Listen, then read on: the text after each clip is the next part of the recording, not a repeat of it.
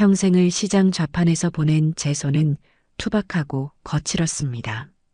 생선 비늘을 긁어내고 채소를 다듬고 얼음물에 손을 담그며 아들 종아기를 키워낸 세월의 훈장이었지요. 제 인생은 그리 대단할 것 없었어요. 남편 일찍 여의고 억척같이 장사하며 아들 하나 번듯하게 키워내는 것이 유일한 목표이자 낙이었습니다. 작고 낡았지만 매일 쓸고 닦아 윤이 나는 우리 집. 그리고 그 집을 가득 채우는 아들의 웃음소리. 그것이 제 세상의 전부였습니다. 그런 제 세상에 어느 날 유미라는 균열이 생기기 시작했습니다.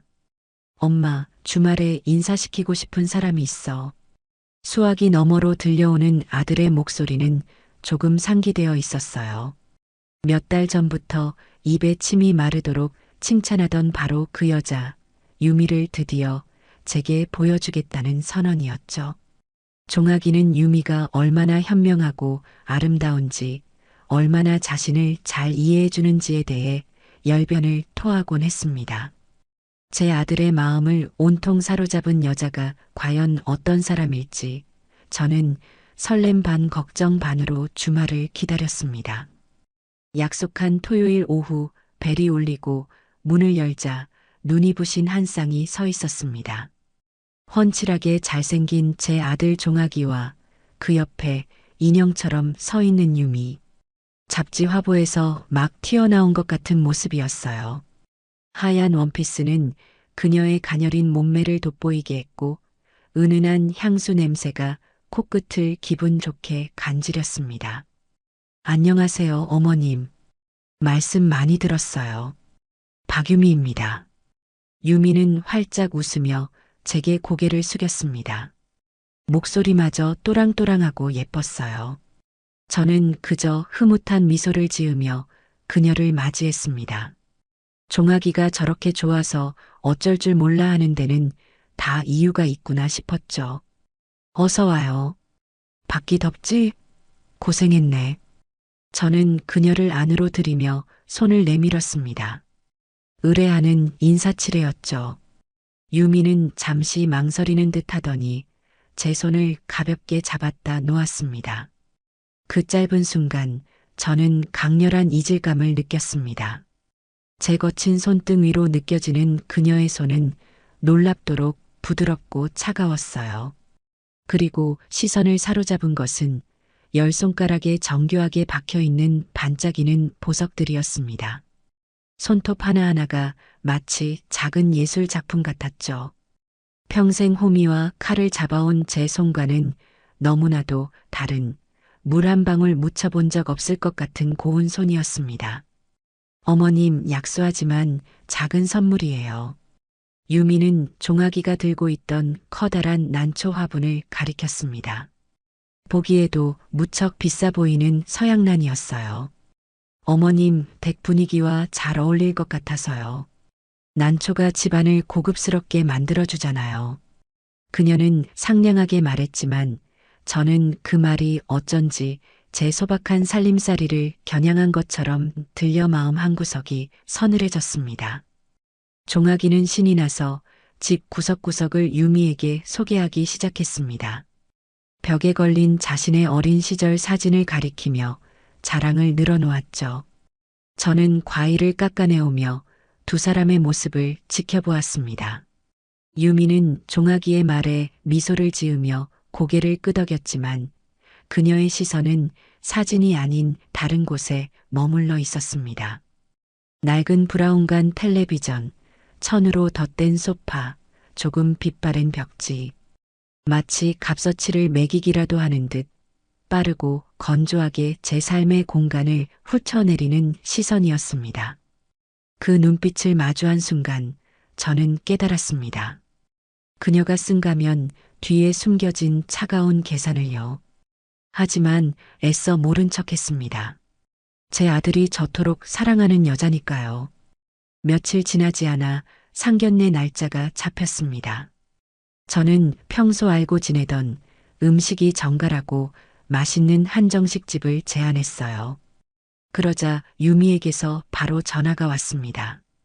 어머님, 제가 알아봤는데 거기는 주차장도 협소하고 좀 오래된 곳이더라고요. 저희 부모님께서 그런 곳은 조금 불편해 하셔서요.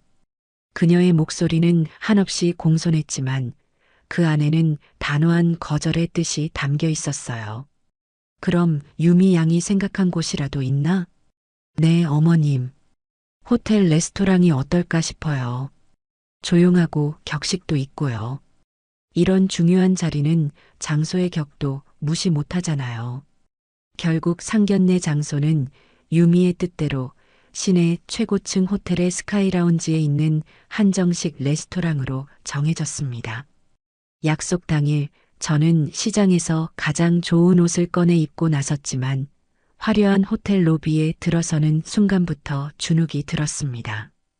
안내를 받아 들어간 방에는 유민의 가족이 먼저 와 있었어요. 유미의 아버지는 번쩍이는 금장 시계를 찬 손으로 턱을 괜 채 창밖을 보고 있었고 어머니는 온몸을 명품으로 휘감은 채 저를 위아래로 훑어보았습니다. 그들의 눈빛은 마치 시장 좌판의 생선값을 흥정하듯 제 가치를 재고 따지는 것 같았어요. 따님을 참 곱게 키우셨습니다. 제가 먼저 어색한 침묵을 깨고 인사를 건넸습니다. 그러자 사부인 될 사람이 과장된 미소를 지으며 답했어요. 호호, 저희 유미가 좀 그렇죠. 어릴 때부터 워낙 귀하게 자라서요. 좋은 것만 보고 좋은 것만 입고 좋은 것만 먹고 자랐답니다. 그래서 속물은 잘 몰라요. 순진해서 탈이죠. 그 말은 칭찬을 빙자한 경고였습니다. 당신 아들이 우리 딸의 수준을 맞춰줄 수 있겠냐는 무언의 압박이었죠. 식사가 시작되고 음식값만 해도 제 한 달 생활비는 좋게 될 법한 요리들이 순서대로 나왔습니다. 사돈 부부는 와인을 주문하며 자기들끼리 아는 체를 했고 대화 주제는 시종일관 해외여행, 골프, 자식들의 유학 경험 같은 것들이었습니다. 평생 시장 바닥을 벗어나 본 적 없는 제게는 다른 세상 이야기였죠. 사부인께서는 시장에서 오래 일하셨다고 들었습니다. 참 대단하십니다. 저희는 그렇게 고된 일은 상상도 못 해봐서요. 사돈의 말은 위로처럼 들렸지만 그 안에는 천한 일이라는 뉘앙스가 깊게 배어 있었습니다. 저는 허리를 꼿꼿이 세우고 대답했어요. 네. 제 손으로 정직하게 돈 벌어 종아기 키운 제 삶의 터전입니다. 부끄러울 것 하나 없습니다. 제 단호한 대답의 순간 방 안의 공기가 싸늘해졌습니다. 종아기는 안절부절 못하며 제 눈치를 살폈고 유미는 그런 종아기의 허벅지를 손으로 가볍게 치며 미소를 지을 뿐이었죠. 그날 상견례는 제게 아들을 빼앗기는 서막과도 같았습니다. 결혼 준비는 일사천리로 진행되었습니다. 유미는 영리하게도 저를 직접 압박하지 않았어요. 모든 요구는 종아기를 통해 전달되었습니다. 어느 주말 오후 유미는 저를 시내의 고급 카페로 불러냈습니다. 어머님, 이제 슬슬 혼수랑 예단을 준비해야 할 것 같아서요. 그녀는 태블릿 PC를 꺼내 들더니 화면을 제 쪽으로 쓱 돌렸습니다. 화면에는 온통 알아듣기 힘든 외국 브랜드의 로고와 상상도 못할 가격표가 붙은 상품들이 가득했어요. 프랑스제 냄비 세트, 이탈리아제 가죽 소파, 독일제 커피 머신, 끝이 없는 목록이었습니다.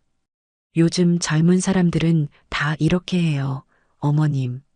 한번 사면 평생 쓰는 거니까 처음부터 좋은 걸로 해야 나중에 돈이 더 안 들어요. 이건 다 종학 씨의 품격을 위한 투자이기도 하고요. 제 상식으로는 도저히 이해할 수 없는 금액이었습니다. 제가 시장에서 콩나물 한 봉지를 더 팔기 위해 손님과 옥신각신하는 동안 이 아이는 수백만 원짜리 소파를 투자라고 말하고 있었습니다. 유미야, 이건 너무 과한 것 아니니?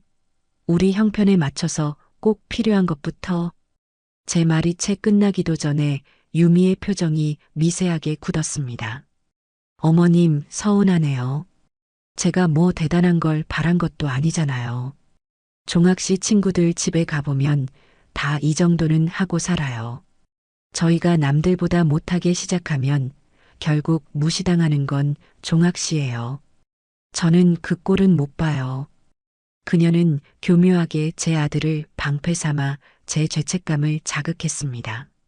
마치 제가 아들의 앞길을 막는 구시대적인 시어머니가 된 것 같은 기분이 들게 만들었죠. 그날 밤 저는 종아기를 따로 불렀습니다. 유미가 보여준 목록을 말하며 이건 너무하지 않냐고 조심스럽게 물었습니다. 종아기는 깊은 한숨을 쉬며 말했어요. 엄마, 나도 알아. 엄마한테 부담 주는 거. 그런데 유미가 저런 환경에서 살아온 애라 눈이 높아. 자기가 꿈꾸던 결혼 생활이 있는데 시작부터 실망시키고 싶지 않아. 내가 잘해서 갚으면 되잖아. 응? 엄마, 이번 한 번만 유미 뜻대로 해주자. 아들의 눈은 저를 보고 있었지만 그 마음은 이미 유미에게 온전히 넘어가 있었습니다. 자식 이기는 부모 없다는 옛말을 저는 그날 뼈저리게 실감해야 했습니다. 결국 저는 평생 모아온 적금 통장을 깨야만 했어요. 제 노후를 위해 혹시 아플 때를 대비해 묻어두었던 피 같은 돈이었습니다. 통장에서 거액의 돈이 빠져나가는 것을 보며 저는 돈이 아니라 제 삶의 일부가 뜯겨나가는 듯한 통증을 느꼈습니다. 그리고 직감했습니다. 이것은 결코 끝이 아닐 것이라는 것을, 이것은 시작에 불과하다는 것을 말입니다. 완벽한 가면을 쓴 며느리는 그렇게 제 아들을 볼모로 삼아 제 모든 것을 차근차근 잠식해오기 시작했습니다. 아들 내외를 유럽으로 신혼여행 보내고 난 뒤 제 작은 집은 유난히 더 허전하고 적막하게 느껴졌습니다. 평생을 채우고도 남을 것 같던 아들의 빈자리가 이토록 클 줄은 몰랐지요. 그래도 저는 마음을 다잡았습니다. 제 아들이 행복하다면 그걸로 족하다고 스스로를 위로했어요. 매일 아침 눈을 뜨면 오늘은 아들에게서 전화가 올까, 낯선 땅에서 밥은 잘 챙겨 먹고 있을까 하는 생각뿐이었습니다. 하지만 일주일이 지나도록 전화는커녕 흔한 문자 메시지 한 통 없었습니다. 걱정스러운 마음에 먼저 전화를 걸기로 마음먹었죠. 혹시나 잠든 시간을 방해할까 싶어 한국 시간으로 저녁 무렵 유럽은 점심시간일 때를 가늠해 조심스럽게 통화 버튼을 눌렀습니다. 신호음이 길게 이어지고 제 애가 타들어갈 무렵 덜컥 하고 전화가 연결되었습니다. 여보세요? 종아기가 아닌 유미의 목소리였습니다. 저는 반가운 마음에 목소리를 높였어요. 아가, 나다. 시험이다. 잘 지내니? 여행은 재미있고? 밥은 잘 먹고 다니는 거지? 제 질문이 채 끝나기도 전에 수화기 너머로 시끄러운 소음과 함께 귀찮음이 가득 묻어나는 대답이 돌아왔습니다. 아, 어머님. 저희 지금 쇼핑 중이라서요. 정신이 하나도 없네요. 나중에 저희가 연락드릴게요. 그리고 툭. 제 대답을 들을 새도 없이 전화는 일방적으로 끊어졌습니다. 저는 끊어진 전화를 한참 동안 귀에서 떼지 못했어요. 가슴 한구석에 찬바람이 휑하니 부는 기분이었습니다. 바빠서 그럴 것이다. 정신이 없어서 그랬을 것이다. 애써 며느리를 이해하려 노력했습니다. 하지만 바로 다음 날 그 노력은 산산조각이 나고 말았습니다. 시장에서 함께 장사하는 김씨 아주머니의 딸이 제게 휴대폰 화면 하나를 불쑥 내밀었어요. 어머님, 종학 오빠 아내분, 진짜 영화배우처럼 예쁘시네요. 유럽에서도 빛이 나요. 화면 속에는 유미의 SNS 계정이 떠 있었습니다. 파리의 에펠탑 앞에서 명품 쇼핑백을 양손 가득 들고 환하게 웃는 사진, 로마의 고급 레스토랑에서 커다란 랍스터를 앞에 두고 와인잔을 부딪히는 사진, 스위스의 설산을 배경으로 종아기와 뺨을 맞대고 찍은 사진까지. 파리 쇼핑, 인생 여행, 사랑하는 남편과 함께 같은 해시태그와 함께 지난 며칠간의 기록이 빽빽하게 올라와 있었습니다. 제게 전화 한 통 할 시간이 없었던 것이 아니라 할 마음이 없었던 것이지요. 사진 속에서 제 아들 종아기는 그저 유미의 화려한 인생을 꾸며주는 잘생긴 배경처럼 보였습니다. 시간은 흘러 아들 내외가 한국에 돌아오고 첫 명절인 추석이 다가왔습니다. 며느리가 들어오고 처음 맞는 명절이라 저는 여느 때보다 더 마음을 써서 준비했습니다. 종아기가 좋아하는 갈비찜이며 잡채, 각종 전이며 나물을 산더미처럼 만들어놨어요. 며느리가 와서 일하려면 힘들 테니 힘든 건 내가 다 해놓고 함께 즐기기만 하면 된다고 생각했죠. 명절 전날 저는 아들에게 전화했습니다. 종아가 내일 아침 일찍 와서 같이 송편이라도 빚잡구나. 알았어, 엄마. 유미랑 얘기해서 일찍 갈게. 유미도 어머님 도와드려야 한다고 하더라고. 아들의 대답에 저는 마음이 놓였습니다. 하지만 다음 날 아침 약속한 시간이 지나도 아들 내외는 감감무소식이었습니다. 1시간, 2시간이 지나도록 전화 한 통 없었죠. 걱정스러운 마음에 전화를 걸자 한참 만에 종아기가 받았습니다. 엄마 미안. 유미가 아침부터 몸이 좀 안 좋다고 해서 머리가 아프고 속이 메스꺼린다네. 약 먹고 좀 괜찮아지면 바로 출발할게. 저는 며느리가 아프다는 말에 덜컥 걱정이 되어 오지 않아도 괜찮으니 푹 쉬라고 말했습니다. 하지만 속으로는 서운한 마음이 드는 것은 어쩔 수 없었어요. 그렇게 저 혼자 북적거리며 모든 명절 음식을 마치고 친척들까지 모두 다녀간 오후 늦게서야 아들 내외가 모습을 드러냈습니다. 현관문을 열고 들어서는 유미의 얼굴은 아픈 사람이라고는 믿기지 않을 만큼 화사했어요.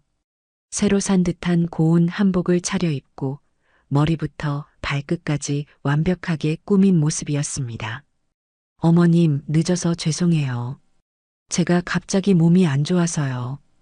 유미는 입으로만 사과할 뿐 조금도 미안한 기색이 없었습니다.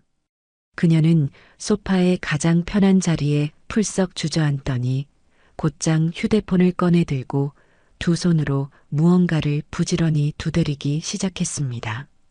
제가 상을 차리는 동안에도 설거지를 하는 동안에도 그녀는 손가락 하나 까딱하지 않았어요. 보다 못한 제가 아가 힘들면 방에 들어가서 좀 누워 있거라 하고 말하자 그녀는 그제야 고개를 들고 말했습니다. 아니에요, 어머님. 괜찮아요. 그렇게 괜찮다는 사람이 제가 차려준 명절상 앞에서는 인상을 찌푸렸습니다. 제가 정성껏 부친 동태전을 하나 깨작거리더니 젓가락을 내려놓으며 말했죠. 어머님, 이 전은 기름이 너무 많네요. 느끼해서 못 먹겠어요. 갈비찜을 한 입 먹고 나서는 간이 너무 짜요. 저는 원래 이렇게 자극적인 음식은 잘 안 먹거든요 라며 타박을 주었습니다. 평생 제 음식 솜씨를 칭찬하며 두 그릇씩 비우던 종아기는 유미의 눈치를 보며 원래 명절 음식은 좀 짭짤해야 맛있어라고 어색하게 변명할 뿐이었습니다. 그날 밤 제 옆에서 과일을 깎는 제 등 뒤로 유미가 종아기에게 속삭이는 소리를 들었습니다. 자기야, 나 여기 음식 입에 안 맞아서 배고파. 우리 집에 가서 뭐 시켜 먹자. 그 순간 제 등 뒤에서 아들이 아닌 왼수가 자라고 있다는 것을 똑똑히 깨달았습니다. 그 일 있고 얼마 지나지 않은 어느 날 밤이었습니다. 자정을 넘긴 시간에 갑자기 전화벨이 요란하게 울렸어요. 이 시간에 전화할 사람이 없는데 심장이 덜컥 내려앉았습니다. 허둥지둥 전화를 받자 수화기 너머에서 유미의 다급한 울음소리가 터져 나왔습니다. 어머님, 흐흑 어떡해요. 저희 엄마가 갑자기 쓰러지셨어요. 저는 깜짝 놀라 자리에서 벌떡 일어났습니다. 뭐라고? 사부인께서? 왜? 어디가 안 좋으셔서? 몰라요. 의사 선생님이 급하게 수술해야 한다고 뇌혈관에 문제가 생겼대요. 흐흑, 그런데 어머님 수술비가 당장 현금으로 1,000만 원이 필요하다는데 저희가 가진 돈으로는 조금 부족해서요. 어머님, 제발 저희 좀 도와주세요. 종학 씨는 지금 너무 놀라서 정신도 못 차리고 있어요. 제가 기댈 곳은 어머님밖에 없어요. 유미는 애절하게 울부짖었습니다. 사돈이 쓰러져 사경을 헤맨다는데 며느리가 저렇게까지 비는데 어느 시어미가 돈을 아깝다고 생각하겠습니까? 저는 당장 돈을 보내주겠다고 아무 걱정하지 말고 사부인 곁을 지키라고 유미를 다독였습니다. 다음 날 아침 저는 은행 문이 열리자마자 달려가 제 비상금 통장에서 1,000만 원을 인출해 유미의 계좌로 송금했습니다. 급한 수술비라는 말에 단 1초도 망설이지 않았죠. 그 후로 며칠간 유미에게 몇 번 전화를 걸어 사부인의 안부를 물었지만 수술은 잘 끝났고 지금 회복 중이세요라는 짧은 대답만 돌아올 뿐이었습니다. 그렇게 모든 것이 잘 해결된 줄로만 알았습니다. 하지만 진실은 가장 잔인한 방식으로 제 뒤통수를 후려쳤습니다. 그 일이 있고 한 달쯤 지났을까요? 시장에서 우연히 유민의 동네에 산다는 과일 가게 주인을 만났습니다. 그가 제게 무심코 말을 건넸습니다. 총각네 장모님은 좋으시겠어. 사위 잘 둬서 온 가족이 하와이 여행을 다 다녀오고 말이야.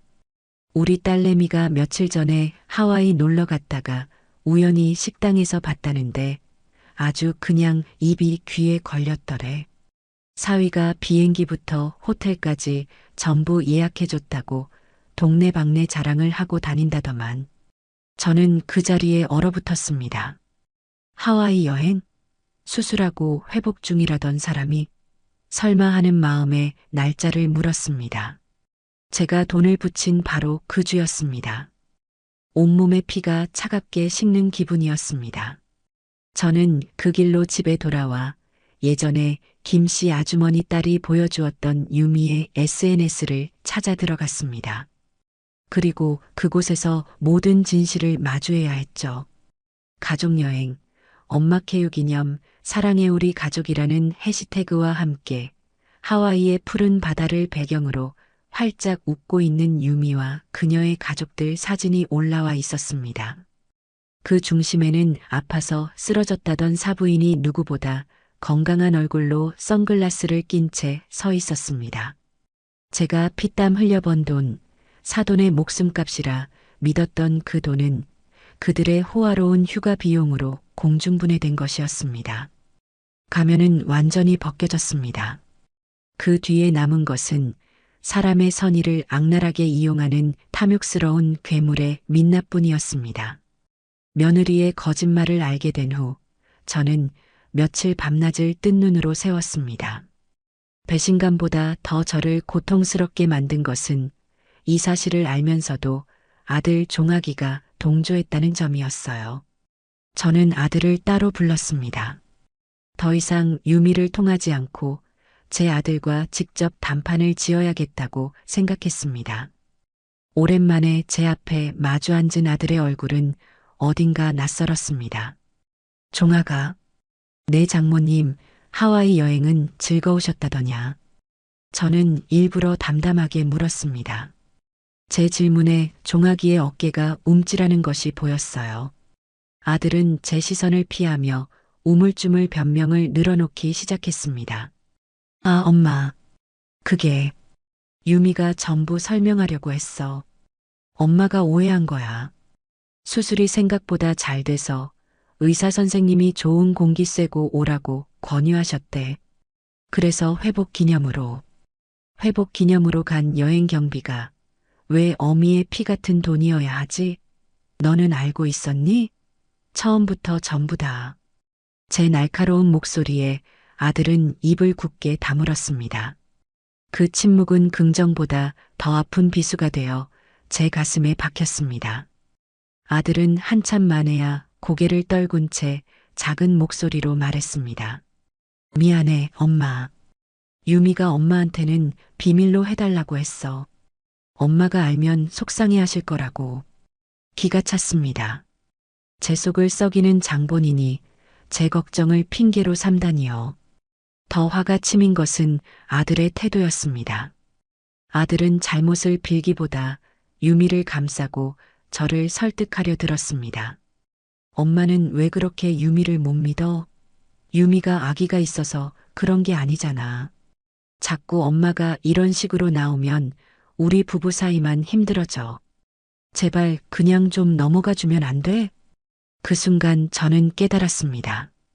제 앞에 앉아 있는 것은 더 이상 제가 알던 아들 종아기가 아니었습니다. 그는 유미의 생각과 말을 그대로 따라하는 감정 없는 앵무새이자 꼭두각시일 뿐이었죠. 그는 제 아들이 아니라 박유미의 남편이 되어 있었습니다. 그날 이후로 종아기는 제 집에 혼자 오는 법이 없었습니다. 항상 유미와 함께였고 유미는 제 옆에서 종아기를 조종하는 보이지 않는 실 같았어요. 제가 종아기에게 무언가 이야기하면 대답은 항상 유미의 입을 거쳐서 나왔습니다. 어머님, 종학 씨는 그런 뜻이 아니었을 거예요. 어머님 생각은 조금 구식인 것 같아요. 요즘은 그렇게 안 해요. 아들은 그저 옆에서 고개를 끄덕일 뿐 제게 단 한마디 변호도 해주지 않았습니다. 저는 아들과 단둘이 마주 앉아 제대로 된 대화를 나눈 것이 언제였는지 기억조차 나지 않게 되었습니다. 그러던 어느 날은 제 생일이었습니다. 남편과 사별한 후 생일은 늘 아들과 단둘이 조촐하게 보내는 가장 특별한 날이었어요. 올해도 저는 아들과 함께 저녁을 먹기 위해 종아기가 좋아하는 한우 고깃집에 예약을 해두었습니다. 며칠 전부터 들뜬 마음으로 아들과의 식사를 기다렸죠. 약속 시간보다 조금 일찍 식당에 도착해 아들을 기다렸습니다. 하지만 약속 시간이 지나도 아들은 나타나지 않았어요. 10분, 20분이 흘렀습니다. 식당 안은 다른 가족들과 연인들의 웃음소리로 가득했지만 제 테이블 위에는 정막만이 감돌았습니다. 혹시 무슨 일이 생겼나 싶어 전화를 걸려는 순간 딩동하고 문자 메시지 한 통이 도착했습니다. 종학이었습니다. 엄마 미안해. 진짜 미안한데 오늘 못 갈 것 같아. 유미 친구가 갑자기 교통사고가 나서 지금 같이 응급실에 가봐야 할 것 같아. 내가 다시 연락할게. 생일 축하해. 저는 휴대폰을 든 채 그대로 굳어버렸습니다. 교통사고, 응급실, 너무나 극적이고 그래서 더 의심스러운 변명이었습니다. 저는 아무 말도 하지 않고 자리에서 일어났습니다. 식당을 나서는 제 모습이 창피하고 비참해서 고개를 들 수가 없었어요. 결국 그날 저는 집 앞 분식집에 앉아 혼자 김밥 한 줄로 저녁을 때웠습니다. 뜨거운 눈물이 김밥 위로 뚝뚝 떨어졌지만 아무도 신경 쓰지 않았습니다. 그날 밤 잠 못 이루고 뒤척이다 무심코 들어가 본 유미의 SNS에서 저는 또 한 번의 배신을 마주해야 했습니다. 교통사고가 났다던 그녀의 친구는 유명 가수의 콘서트장에서 야광봉을 흔들며 환하게 웃고 있었습니다.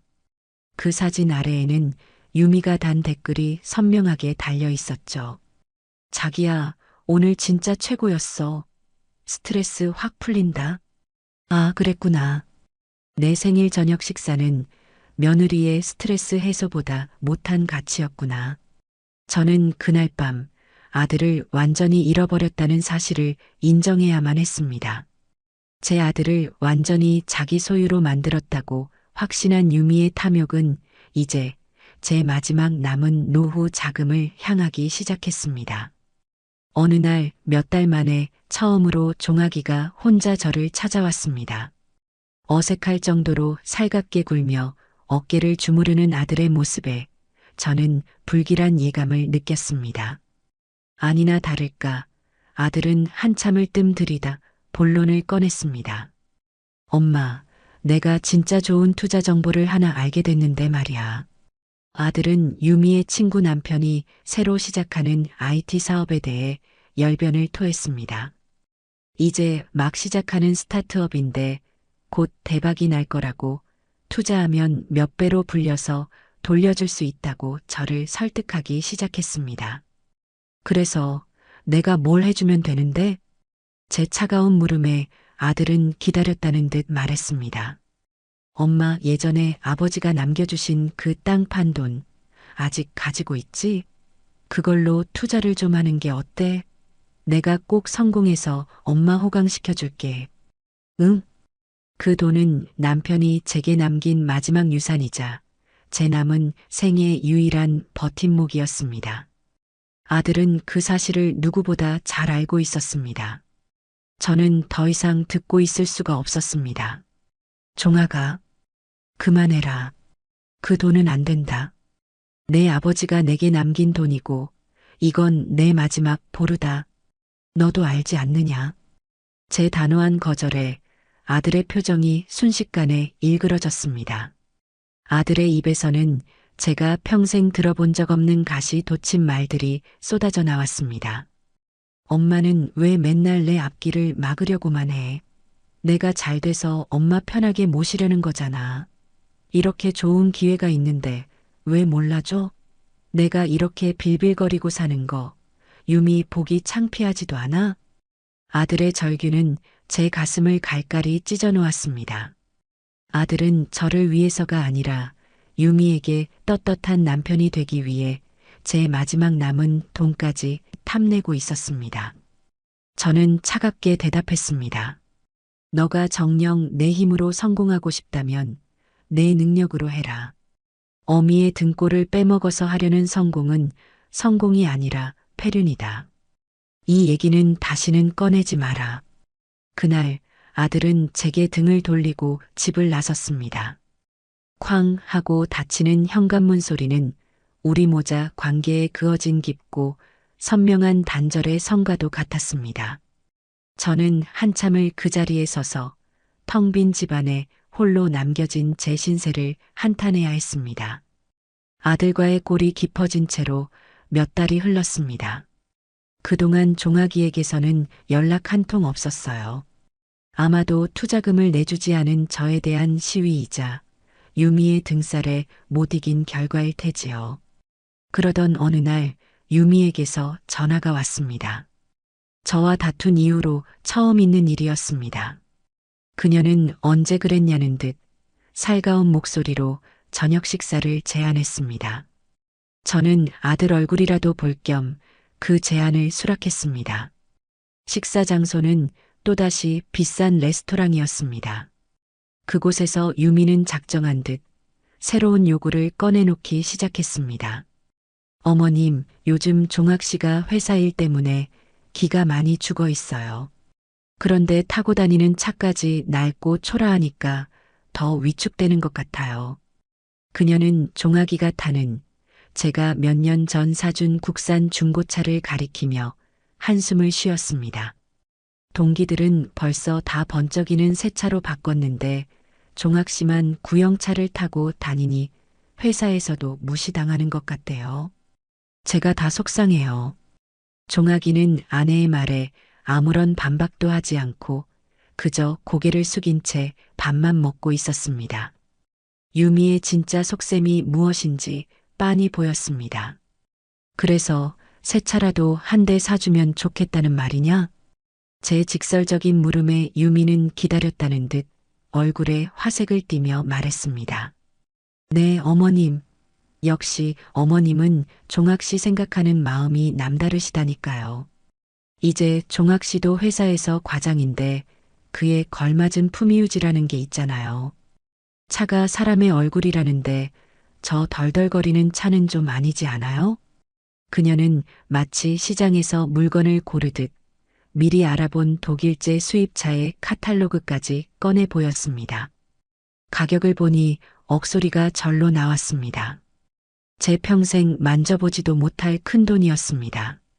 외제차는 무슨 허세만 가득하고 수리비만 비쌀 뿐이다. 정 필요하다면 국산 새 차로 알아보는 것이 좋겠다. 제가 단호하게 선을 긋자 유미의 표정이 순식간에 굳어졌습니다. 그녀는 젓가락을 탁 소리나게 내려놓으며 서운함이 가득 담긴 목소리로 말했습니다. 어머님, 어떻게 그런 말씀을 하세요? 이건 허세가 아니라 사회생활하는 아드님의 길을 살려주기 위한 최소한의 투자라고요. 어머님이 이렇게 나오시면 제가 종학 씨 얼굴을 어떻게 봐요? 그녀는 금세 눈시울을 붉히며 고개를 돌렸고 그제야 아들 종학이가 입을 열었습니다. 엄마 유미 말이 틀린 거 아니잖아. 나도 회사에서 눈치 보여. 이왕 사주는 거 좋은 걸로 사주면 안 돼? 내가 더 잘할게. 엄마, 이번 한 번만. 내가 회사에서 인정받는 게 엄마도 좋잖아. 결국 또 아들이었습니다. 유미는 언제나 제 아들을 가장 효과적인 무기로 사용할 줄 알았죠. 아들의 풀 죽은 얼굴을 보니 저 역시 마음이 약해졌습니다. 아들이 회사에서 위축되어 지낸다는 말에 가슴이 아팠어요. 며느리는 밉지만 아들은 아들이었습니다. 저는 깊은 한숨과 함께 그들의 요구를 들어주기로 했습니다. 하지만 저 역시 바보는 아니었습니다. 그동안 당한 세월이 제게 남긴 유일한 교훈이었죠. 좋다. 사주마. 제 말에 아들 내외의 얼굴이 환하게 밝아졌습니다. 저는 덧붙여 말했습니다. 대신 조건이 있다. 차는 반드시 내 이름으로 등록한다. 제 말에 유미의 표정이 의아하게 변했습니다. 네. 어머님 명의로요? 왜요? 내가 평생 무사고 운전이라 보험 등급이 최상급이다. 그래서 내 이름으로 하면 자동차 보험료가 아주 싸. 너희 이름으로 하면 아마 지금 내는 것의 몇 배는 더 나올 거다. 안 그래도 비싼 차 사는데 그런 데서라도 돈을 아껴야지. 저는 아주 그럴듯한 이유를 댔습니다. 돈 문제에 민감한 유미는 보험료가 싸다는 말에 금세 수긍하는 듯 했습니다. 그녀는 잠시 종아기와 눈빛을 교환하더니 이내 활짝 웃으며 말했습니다. 와, 역시 어머님은 못 당하겠어요. 그렇게 깊은 뜻이 있으셨구나. 그럼요, 그렇게 해야죠. 저희야 좋죠. 그들은 눈앞에 비싼 장난감을 얻는다는 사실에 눈이 멀어 제 진짜 의도를 전혀 파악하지 못했습니다. 며칠 뒤 저는 계약금과 선수금을 치르고 나머지 할부금은 제 통장에서 매달 빠져나가도록 서류를 꾸몄습니다. 그렇게 제 명의로 된 번쩍이는 독일제 세단이 아들 내외의 집 주차장으로 배달되었습니다. 새 차를 본 종아기는 어린아이처럼 기뻐했고 유미는 승리자의 미소를 지었습니다. 그녀는 고맙다는 말 한마디를 건성으로 던지고는 곧장 운전석에 올라 시동을 걸었습니다. 우와, 역시 소리부터 다르네. 어머님, 이런 차 시동은 걸어보셨어요? 요즘 차는 버튼만 누르면 돼요. 은근한 무시와 조롱이 섞인 말투였지만 저는 아무렇지 않은 척 웃어 보였습니다. 그녀는 제게서 자연스럽게 메인 키를 건네받아 자신의 명품 가방에 넣었습니다. 저는 그 모습을 말없이 지켜보며 제 주머니 속에 들어있는 묵직한 예비키의 감촉을 조용히 확인할 뿐이었습니다. 그 차는 처음부터 아들의 것이 아니었고 당연히 며느리의 것도 아니었습니다. 그것은 언젠가 사용하게 될 제 마지막 비장의 카드였습니다. 새 차가 생긴 이후로 아들 내외의 씀씀이는 더욱 커졌습니다. 주말마다 그 번쩍이는 차를 몰고 교외의 값비싼 카페나 레스토랑을 찾아다니는 사진이 유미의 SNS에 보란듯이 올라왔습니다. 차 할부금은 고스란히 제 통장에서 빠져나가고 있었지만 그들은 제게 기름값 한 번 보태달라는 말은커녕 고맙다는 전화 한 통 하는 법이 없었어요. 마치 자신들이 당연히 누려야 할 권리인 양 행동했습니다. 저는 그저 묵묵히 그 모든 것을 지켜볼 뿐이었습니다. 제 카드가 효력을 발휘할 그날을 기다리면서요. 그러던 어느 날 시장에서 뜻밖의 이야기를 듣게 되었습니다. 늘 저와 가장 가깝게 지내는 채소가게 순이 엄마가 제게 다가와 말을 건넸습니다. 순자야, 자네 아들 운전을 새로 배우나 봐? 그게 무슨 소리야? 우리 종학이 운전 경력이 10년인데. 그래, 이상하다. 엊그제 우리 아파트 주차장에서 자네 아들 차를 봤는데 주차를 영 서툴게 하더라고. 기둥에 긁을 뻔하는 걸 내가 다 봤다니까. 웬 나이 지긋한 아저씨가 운전하던데 자네 아들은 조수석에 앉아 있고 저는 순간 심장이 쿵 하고 내려앉는 기분이었습니다. 나이든 아저씨라니.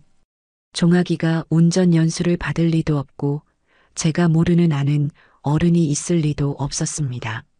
아닐세. 자네가 사람을 잘못 봤겠지. 그 차는 우리 종아기가 운전해. 저는 애써 태연하게 대답하며 상황을 넘겼습니다. 하지만 마음속에는 의심의 씨앗이 싹트기 시작했습니다. 설마 하는 불길한 예감이 머릿속을 떠나지 않았죠. 그 나이 든 아저씨의 정체가 누구일지 저는 어렴풋이 짐작할 수 있었지만 차마 인정하고 싶지 않았습니다. 의심은 며칠 지나지 않아 확신으로 바뀌었습니다. 제가 사는 동네와 아들네 집은 그리 멀지 않은 곳에 있었습니다. 그날은 은행에 볼 일이 있어 아들네 아파트 근처를 지나가게 되었어요. 그냥 지나칠까 하다가 아들 얼굴이라도 잠깐 볼까 하는 마음에 아파트 단지 안으로 차를 몰았습니다. 방문자 주차 구역에 차를 세우고 아들에게 전화를 걸려는 순간이었습니다. 제 눈에 너무나 익숙한 번쩍이는 검은색 세단 한 대가 단지 안으로 미끄러지듯 들어왔습니다. 제가 사준 바로 그 차였습니다. 저는 반가운 마음에 차에서 내리려다 운전석에 앉은 사람의 옆모습을 보고 그 자리에 얼어붙었습니다. 제 아들 종아기가 아니었습니다. 차는 익숙하게 지하 주차장으로 향했고 저는 홀린 듯 그 뒤를 따라 걸어 내려갔습니다. 차가 지정된 주차 구역에 멈춰서고 운전석 문이 열렸습니다. 그리고 차에서 내린 사람은 다름 아닌 사돈어른 유미의 아버지였습니다. 그는 마치 매일 퇴근하는 자기 차를 다루듯 자연스럽게 시동을 끄고 차 문을 잠갔습니다. 주머니에서 담배를 꺼내 물고는 유유히 아파트 입구로 걸어가는 뒷모습은 잠깐 차를 빌린 사람의 모습이 아니었습니다. 그는 완벽한 차주인의 모습이었죠. 저는 그 자리에 서서 움직일 수가 없었습니다. 온몸에 피가 역류하는 듯한 분노와 배신감이 치밀어 올랐습니다. 아, 그래서 그 차가 필요했던 것이구나. 내 아들의 길을 살려주기 위해서가 아니라 자기 아버지의 자가용으로 쓰기 위해서 처음부터 이 모든 것을 계획했던 것이구나. 그동안의 모든 일들이 퍼즐 조각처럼 하나로 맞춰졌습니다. 예단, 혼수, 수술비, 그리고 이 자동차까지. 이것은 결혼이 아니라 한 가족이 다른 가족을 통째로 등쳐먹는 사기극이었습니다. 저는 더 이상 참을 수가 없었습니다. 당장이라도 달려가 사돈의 멱살을 잡고 싶었지만 가까스로 이성을 붙들었습니다. 저는 차가운 손으로 휴대폰을 꺼내 종아기에게 전화를 걸었습니다. 신호음이 몇 번 울린 뒤 아들의 목소리가 들려왔습니다. 엄마, 웬일이야? 저는 최대한 목소리가 떨리지 않도록 안간힘을 쓰며 말했습니다. 제 목소리는 얼음장처럼 차갑고 단단하게 울렸습니다.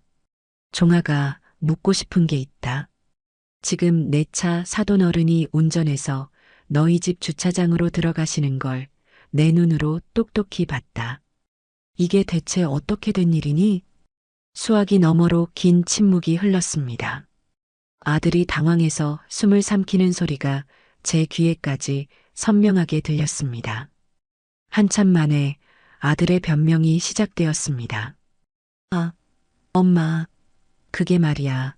아버님이 오늘 급하게 어디 가실 때가 있다고 하셔서 그래서 잠깐, 아주 잠깐만 빌려드린 거야. 금방 돌려주실 거야. 엄마가 오해한 거야. 정말이야. 그 어설프고 한심한 거짓말에 저는 실소마저 터져 나왔습니다.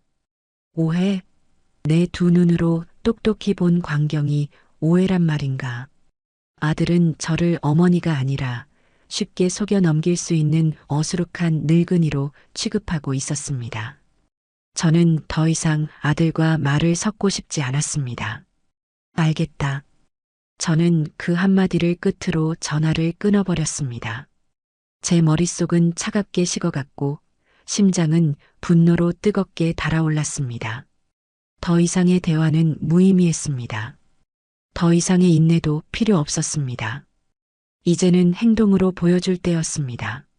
저는 어리석은 제 아들이 아니라 이 모든 것을 계획하고 조종한 그 교활한 여우, 제 며느리에게 직접 답을 들으러 가야겠다고 결심했습니다. 제 손으로 모든 것을 끝내기 위해 저는 지옥이 되어버린 아들의 집을 향해 발걸음을 옮겼습니다. 내 발걸음은 이상할 만큼 차분했습니다. 평생 느껴보지 못한 차가운 분노가 제 머리부터 발끝까지를 지배하고 있었어요. 그것은 뜨겁게 폭발하는 감정이 아니라 모든 것을 얼려버릴 듯한 냉기였습니다. 심장은 요동치지 않았고 호흡은 흐트러짐이 없었습니다. 저는 지금부터 제가 해야 할 일이 무엇인지 명확하게 알고 있었습니다. 엘리베이터의 숫자판이 올라가는 것을 무감각하게 바라보며 저는 마지막 남은 미련과 기대를 모두 버렸습니다. 딩동. 벨을 누르자 잠시 후에 문이 열렸습니다. 문을 연 것은 유미였습니다. 몸에 편안하게 달라붙는 고급스러운 운동복 차림에 막 요가라도 다녀온 듯 얼굴이 상기되어 있었습니다. 저를 본 그녀의 눈에 가장 먼저 스친 감정은 반가움이 아닌 왜 또 왔나 하는 노골적인 귀찮음이었습니다.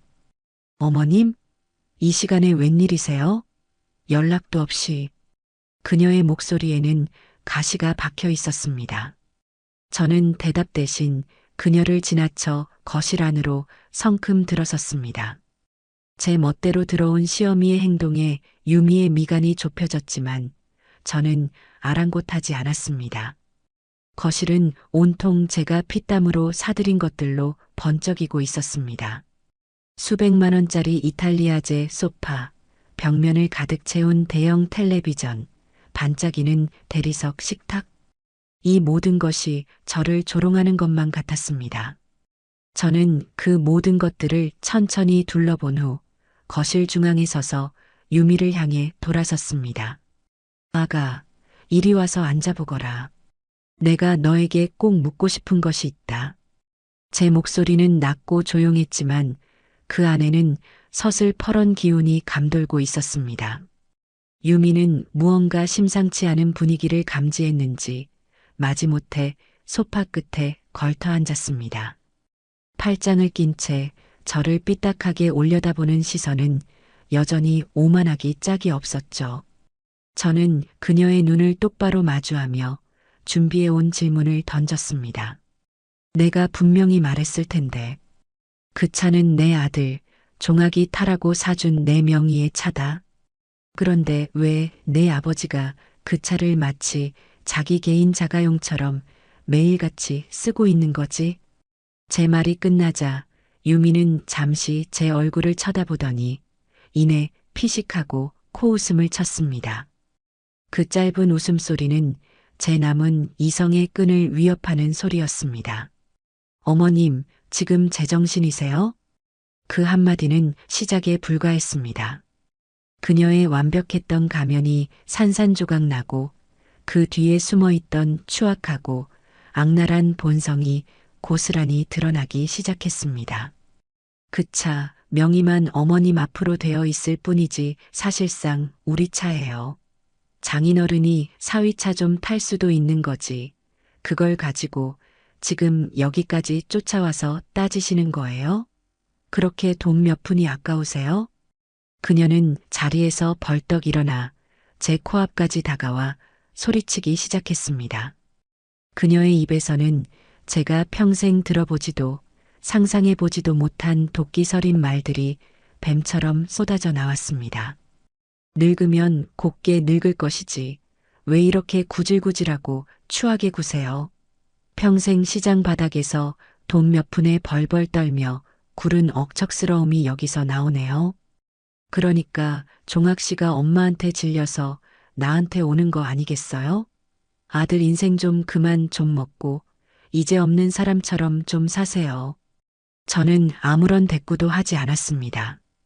그저 차가운 눈으로 그녀의 일그러진 얼굴을 바라볼 뿐이었어요. 제 침묵이 그녀의 분노에 기름을 부은 모양이었습니다. 유미는 제 멱살이라도 잡을 것처럼 몸을 부들부들 떨더니 급기야 제 얼굴을 향해 손을 번쩍 치켜들었습니다. 말귀를 못 알아들으세요? 내 말 안 들려요. 짝! 세상이 순간 하얗게 변하는 것 같았습니다. 날카로운 파열음과 함께 제 왼쪽 뺨에 불이 붙는 듯한 통증이 번졌습니다. 고개가 반쯤 돌아갔고 귀에서는 웅 하는 소리가 울렸습니다. 저는 맞은 뺨을 감싸 쥘 생각도 하지 못했습니다.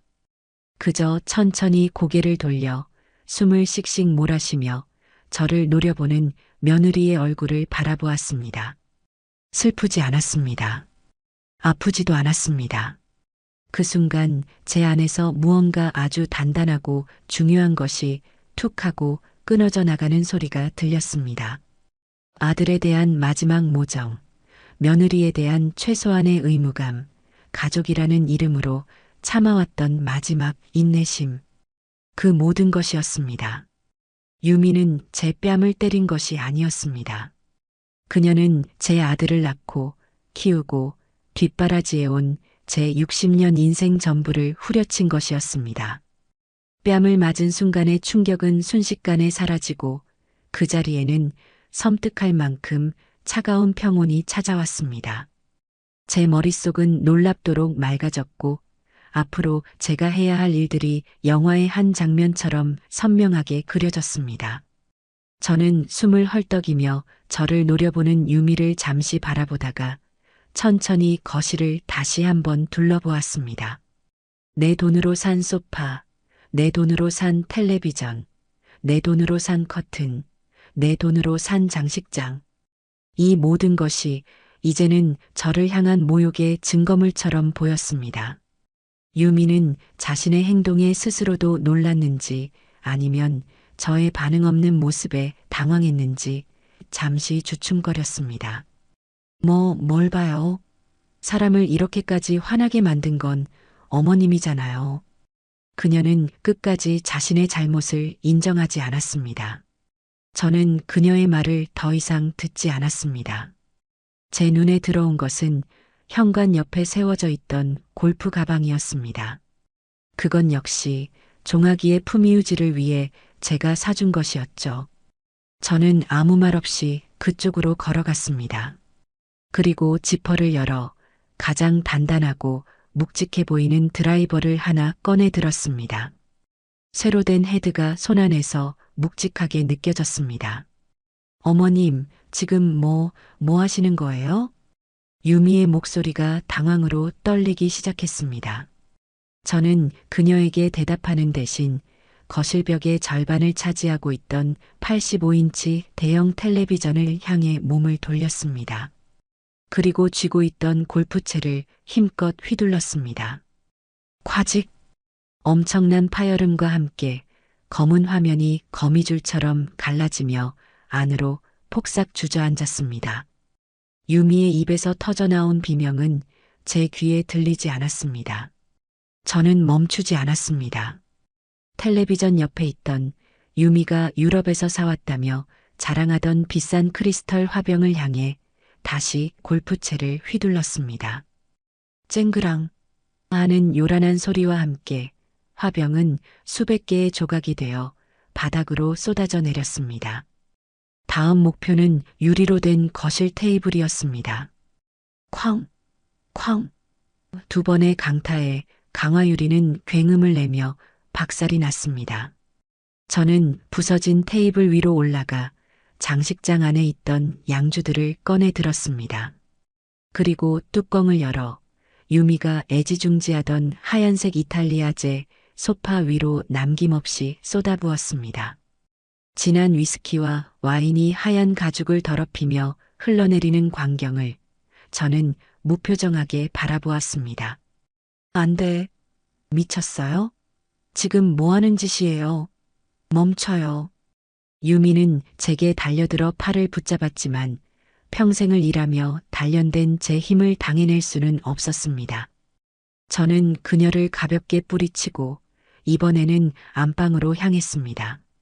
문을 열자 벽면을 가득 채운 붙박이장과 그 앞에 놓인 화장대가 보였습니다.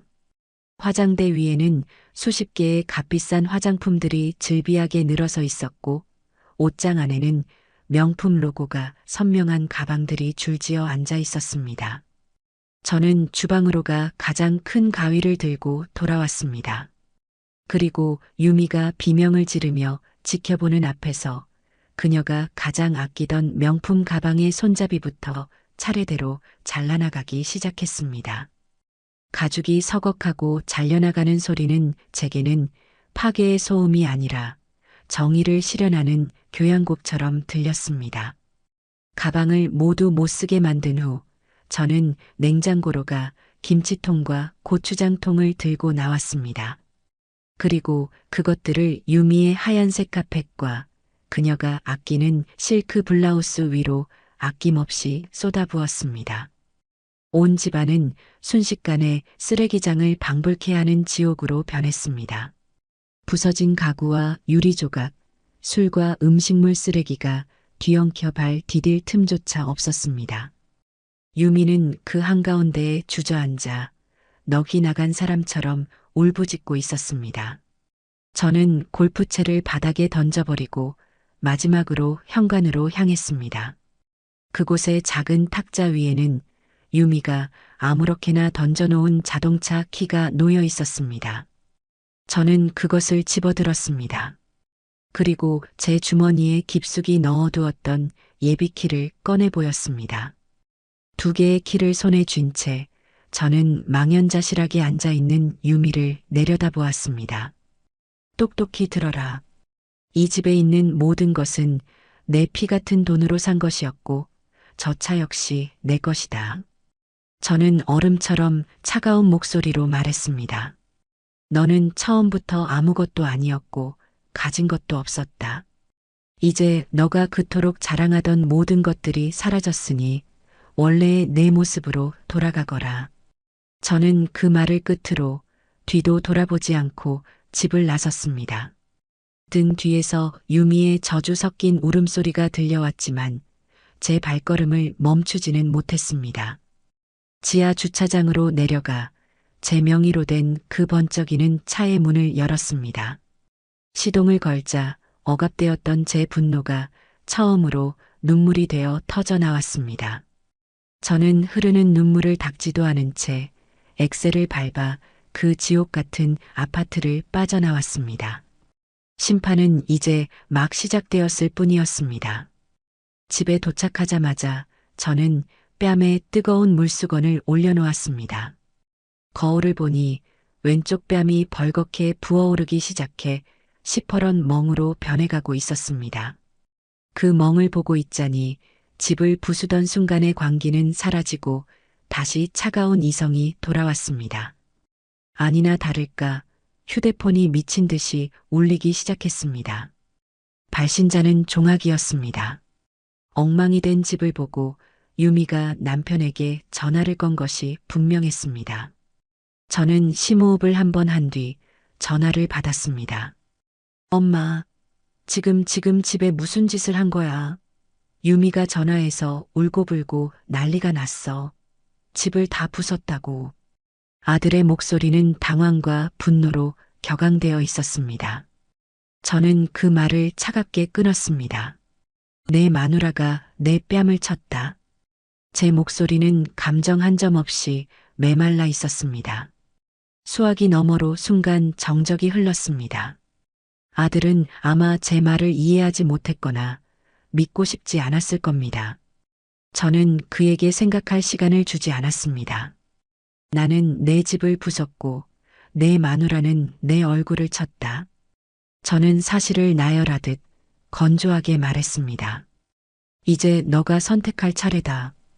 오늘 밤 안으로 내 물건들을 챙겨서 내 어미한테로 올지 아니면 평생 그 손찌검하는 여자 옆에 붙어서 살지. 내게 주는 마지막 기회다. 잘 생각해라. 저는 제안이 아닌 통보를 끝으로 아들이 무어라 대답하기 전에 전화를 끊어버렸습니다.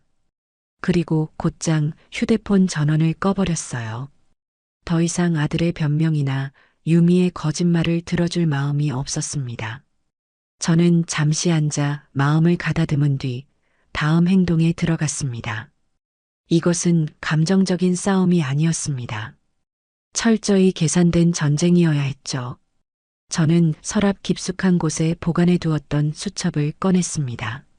그 안에는 몇 달 전 혹시 모를 사태에 대비해 미리 상담해 두었던 이혼 전문 변호사의 연락처가 적혀 있었습니다.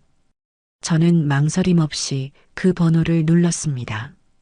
변호사님, 저번에 상담드렸던 박순자입니다. 일이 터졌습니다. 오늘 당장 소송 준비에 들어가 주십시오. 저는 변호사에게 그동안 있었던 일 그리고 방금 전 며느리에게 뺨을 맞은 일과 그 격분한 마음에 제가 그 아이의 집을 엉망으로 만들어버린 상황까지 모두 설명했습니다. 제 이야기를 들은 변호사는 침착하게 말했습니다. 어머님 잘하셨습니다. 이제 감정적으로 대응하실 필요 없습니다. 모든 것은 법적으로 처리하면 됩니다.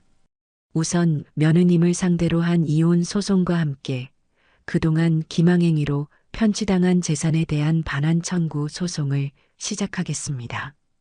증거는 충분합니다. 변호사와의 통화를 마치고 저는 곧바로 112에 전화를 걸었습니다. 경찰서죠? 제 명의로 된 차량을 제 허락 없이 다른 사람이 무단으로 사용하고 있습니다. 차량 절도 혹은 횡령으로 신고하고 싶습니다. 저는 차량 번호와 함께 그 차를 무단으로 사용한 사람이 사돈 어른이라는 사실을 정확하게 밝혔습니다. 경찰은 제 신고를 정식으로 접수했습니다. 이제 공은 완벽하게 저쪽으로 넘어갔습니다. 그들이 그토록 중요하게 생각하던 사회적 체면과 위신은 경찰 조사를 받는 순간 산산조각이 날터였습니다. 모든 조치를 끝내고 나니 몇 시간이 훌쩍 지나 있었습니다. 꺼두었던 휴대폰 전원을 켜자 수십 통의 부재중 전화와 문자가 쏟아져 들어왔습니다. 모두 종아기에게서 온 것이었죠. 그리고 잠시 후 현관문에서 다급하게 벨을 누르는 소리가 들렸습니다. 문을 열자 넋이 나간 얼굴에 종아기가 서 있었습니다. 그는 저와 제 얼굴에 선명하게 피어난 보랏빛 멍을 번갈아 보더니 그대로 무너져 내렸습니다. 엄마 얼굴이 이게... 아들의 목소리가 처참하게 갈라졌습니다. 아마 집으로 달려가 유미의 이야기만 듣고 제가 일방적인 가해자라고 생각했을 겁니다. 하지만 제 얼굴에 새겨진 흔적은 그 어떤 변명보다도 강력한 증거였습니다. 자신이 그토록 감싸고 돌았던 아내가 자신의 어머니에게 무슨 짓을 했는지 두 눈으로 확인한 순간 아들의 세상은 무너져 내리고 있었습니다. 유미가 정말 엄마를... 종아기는 말을 잇지 못하고 입술만 파르르 떨었습니다. 저는 아무 말 없이 아들을 지나쳐 거실 소파에 앉았습니다. 제 차가운 침묵 앞에서 아들은 그동안 자신이 외면해왔던 모든 진실의 무게를 온몸으로 감당해야 했습니다. 그는 거실 바닥에 무릎을 꿇고 주저앉아 어린아이처럼 통곡하기 시작했습니다. 엄마, 제가 다 잘못했어요, 엄마. 그 울음소리는 제게 용서를 구하는 소리이자 자신의 어리석음에 대한 뒤늦은 참회의 절규였습니다. 저는 그저 창밖의 어둠을 바라볼 뿐이었습니다. 강은 이미 건넜고 다리는 불타 없어진 뒤였습니다. 다음 날 아침부터 제가 쏘아 올린 공들은 정확하게 목표물을 타격하기 시작했습니다. 가장 먼저 소식이 들려온 곳은 사돈댁이었습니다. 제가 접수한 차량 무단 사용 신고로 인해 아침 일찍 사복 경찰 2명이 그들의 집을 방문했습니다. 변호사가 나중에 전해준 바에 따르면 그야말로 아수라장이었다고 해요. 고급 빌라가 밀집한 동네에서 아침부터 경찰이 집을 드나드는 모습은 모든 이웃의 이목을 끌기에 충분했습니다. 사돈 어른은 처음에는 무슨 소리냐? 사위차를 장인이 좀 쓴 것 가지고 경찰까지 부르다니 이게 무슨 망신이냐? 라며 길길이 날뛰었다고 합니다. 하지만 경찰이 제 명의로 된 자동차 등록증과 제 신고 내용을 제시하며 차량 소유주 박순자 씨의 허락 없이 무단으로 운행하신 정황이 있어 조사가 필요합니다. 임의동행을 요구합니다라고 말하자 그의 얼굴은 하얗게 질려버렸다고 합니다. 결국 그는 동네 사람들이 전부 지켜보는 가운데 경찰차에 올라타 경찰서로 향해야 했습니다. 평생을 체면과 위신을 먹고 살던 그에게는 사형 선고나 다름없는 공개적인 망신이었습니다. 그가 경찰 조사를 받는 동안 소문은 삽시간에 퍼져나갔습니다. 사돈의 차를 훔쳐 타고 다니다 경찰서에 잡혀갔다는 자극적인 소문은 그들의 교양 있는 이웃들 사이에서 최고의 안주거리가 되었습니다. 같은 시각 저는 변호사 사무실에 앉아 있었습니다.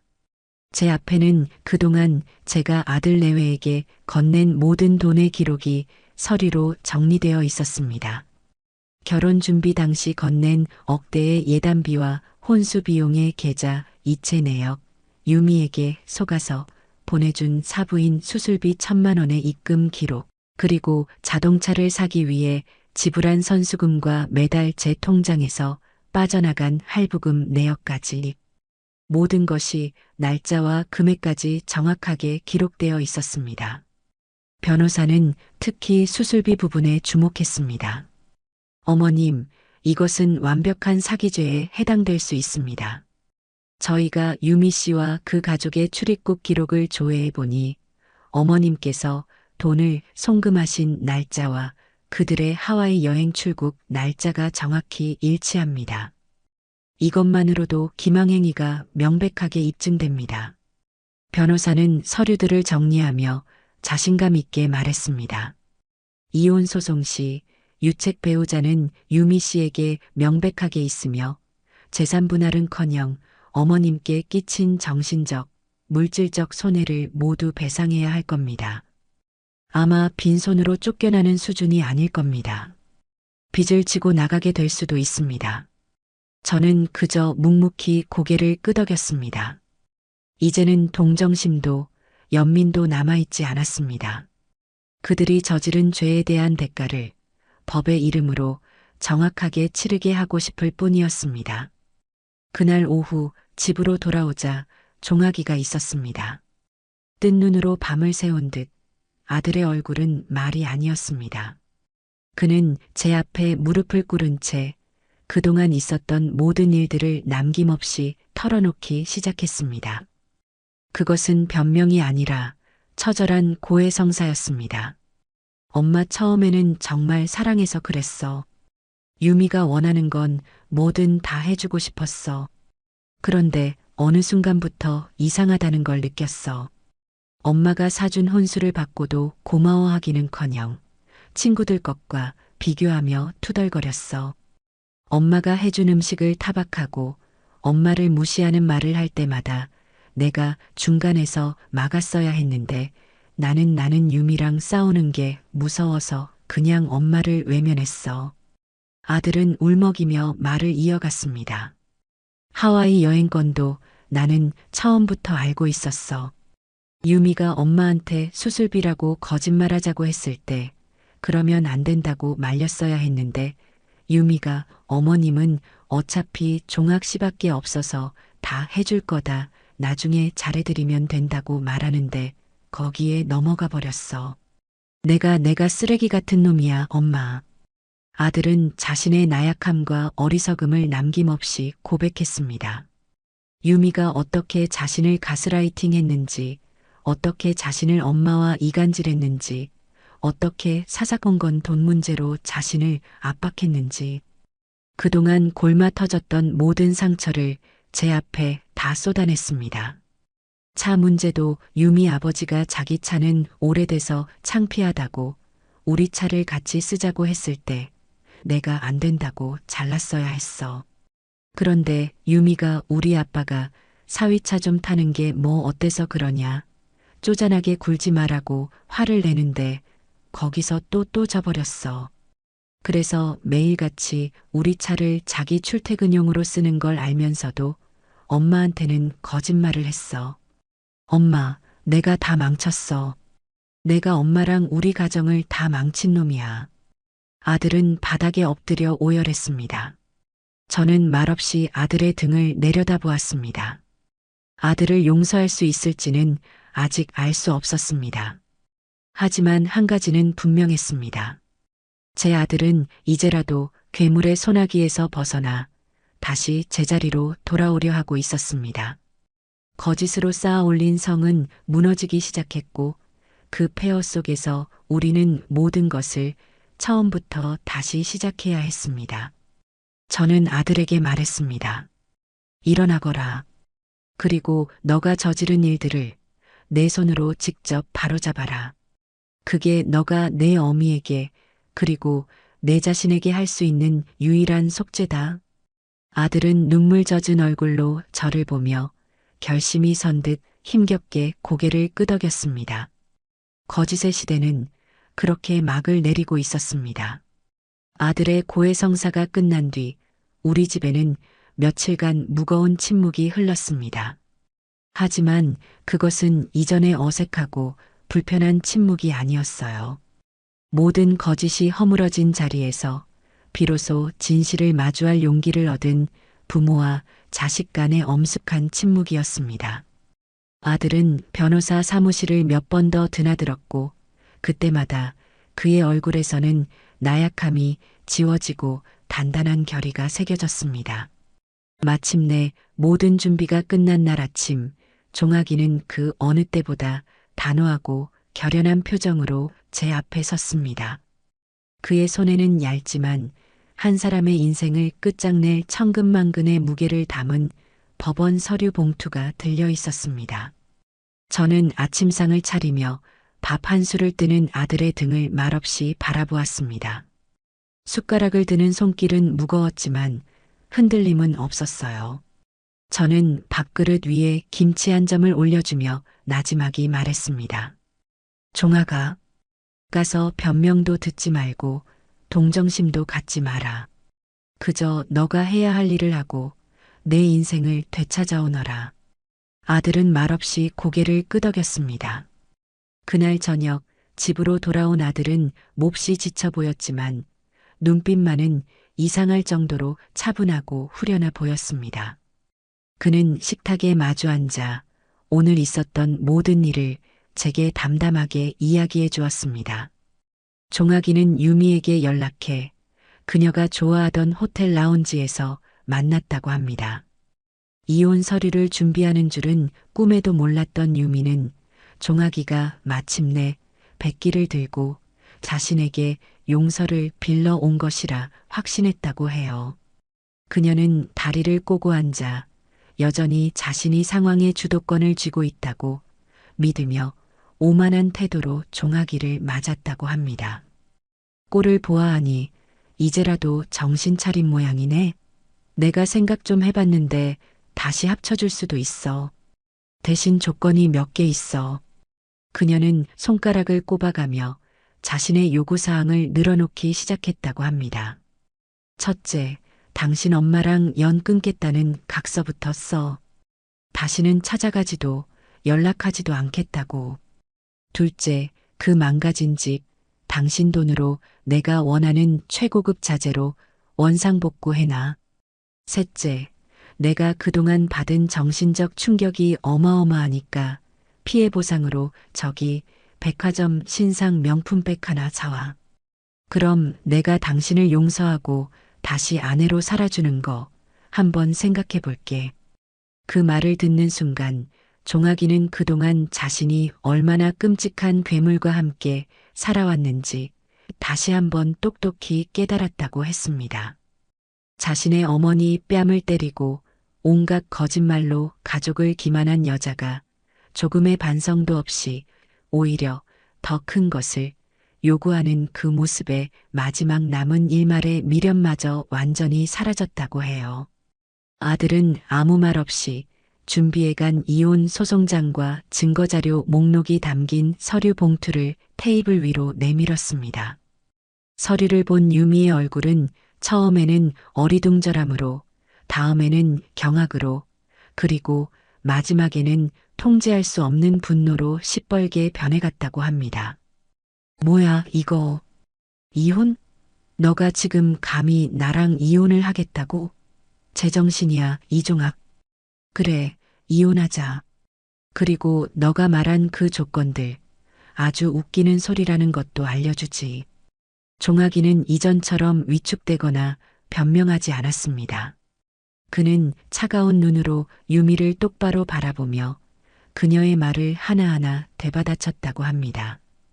각서? 내 어머니를 버리라고? 넌 아직도 너가 뭘 잘못한 건지 전혀 모르는구나. 집 복구? 그 집의 가구부터 장식품 하나까지 전부 우리 엄마 피 같은 돈으로 산 거였어. 내 돈은 단 한 푼도 들어가지 않았지. 명품백? 너가 우리 엄마 뺨을 때린 죗값이 고작 그깟 가방 하나면 된다고 생각하니? 너는 정말 구제불능이구나. 상황이 자신의 뜻대로 돌아가지 않는다는 것을 깨달은 유미는 이성을 잃고 발악하기 시작했다고 합니다.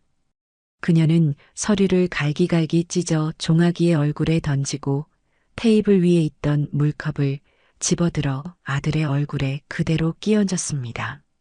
라운지 안의 모든 사람들이 그들을 쳐다보았지만 그녀는 아랑곳하지 않고 악을 썼다고 해요. 너가 어떻게 나한테 이럴 수 있어? 내가 너한테 어떻게 해줬는데? 너 같은 놈은 평생 우리 엄마 같은 여자 못 만나. 종아기는 쏟아진 물을 손으로 묵묵히 닦아내고는 자리에서 일어났다고 합니다. 그리고 경멸이 가득한 눈으로 그녀를 내려다보며 마지막 말을 남겼습니다. 법정에서 보자, 박유미 씨. 그는 유미를 더 이상 아내가 아닌 타인으로 부르며 그 관계에 완벽한 종지부를 찍었습니다. 자신의 마지막 무기였던 남편 조종하기가 더 이상 통하지 않는다는 사실을 깨달은 유미는 그 자리에 망연자실하게 주저앉아 있었다고 해요. 몇 주 뒤 변호사 사무실에서 양측의 첫 공식 대면이 이루어졌습니다. 제 옆에는 굳건한 표정의 아들이 앉아 있었고 맞은편에는 유미와 그녀의 부모 그리고 급하게 선임한 듯한 변호사가 굳은 표정으로 앉아 있었습니다.